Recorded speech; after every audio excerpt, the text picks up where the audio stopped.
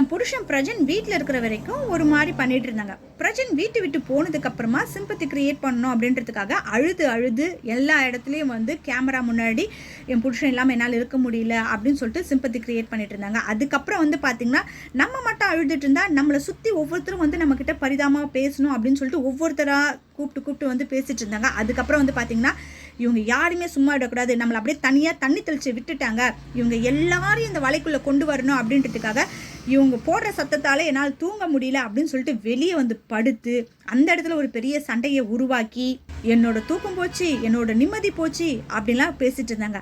அந்த வாரம் வீக்கெண்ட் ஷோவில் கம்ருதீன் கரெக்டான ஒரு பாயிண்ட் எடுத்து சொல்லியிருப்பாரு. தன்னுடைய வாழ்க்கை வரலாறு பேசுவாங்க இல்லையா ஒவ்வொருத்தர், அது மாதிரி வைல்ட் கார்டில் வந்தவங்க ஒவ்வொருத்தர் ஒவ்வொரு டைம் சொல்லியிருப்பாங்க. அப்போது ஒரு நாள் நைட்டு சாண்ட்ரா தன்னோட கதையை சொல்கிறேன் அப்படின்னும் போது நாங்கள் எல்லாருமே அதை கேட்கறதுக்காக நைட்டெல்லாம் முடிச்சுட்டு இருந்தோம் இல்லையா. அப்போ அவங்களுக்கு தூக்கம் வரலையா, இப்போ நாங்கள் பேசுறது மட்டும்தான் அவங்க தூக்கத்தை கெடுக்குதா அப்படின்னு சொல்லிட்டு கரெக்டான பாயிண்ட்டை கம்ருதீன் எடுத்து வச்சிருப்பாரு. ஆனால் அதை விஜய் சேதுபதி சரியாக நோட் பண்ணி கேட்கலன்னு வச்சுக்கோங்களேன்.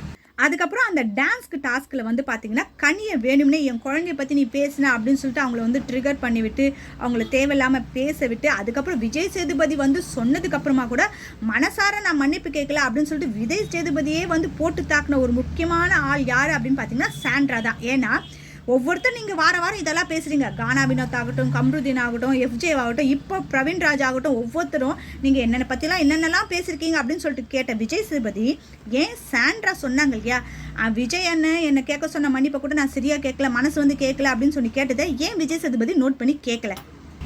அந்த அம்மா நடிப்புக்கெல்லாம் உச்சக்கட்டம் எது அப்படின்னு பார்த்தீங்க அப்படின்னா இந்த கார் டாஸ்க் தான்.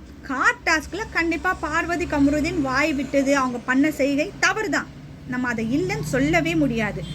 தவறு செய்கிறது மனிதனோட இயல்பு. அந்த தவறு செஞ்சதுக்கு அப்புறமா மன்னிப்பு கேட்கறது, அந்த மன்னிக்கிறது அப்படின்றது இன்னும் ஒரு ரொம்ப நல்ல விஷயம். ஆனால் மன்னிப்பு கேட்க வரவங்க கிட்ட என்னவோ பேய பிசாசை பார்க்குற மாதிரி ஒரு பயந்து ஒரு நடிப்பு போட்டாங்க பார்த்தீங்களா, அதுதான் இருக்கிறதுல ரொம்ப ஹைலைட். அவங்க என்ன நினச்சிருப்பாங்கன்னா மக்கள் நம்ம எல்லாருக்கும் இப்போ ஒரு சிம்பத்தி ஏற்பட்டிருக்கோம், இதை வச்சு இந்த விஷயத்தை வச்சு நமக்கு டைட்டில் வின்னர் கொடுத்துருவாங்க, அதனால் அதை அப்படியே ஃபாலோ பண்ணலாம் அப்படின்னு அவங்க ஒரு தப்பு கண்ணுக்கு போட்ட இடம் அதுதான்.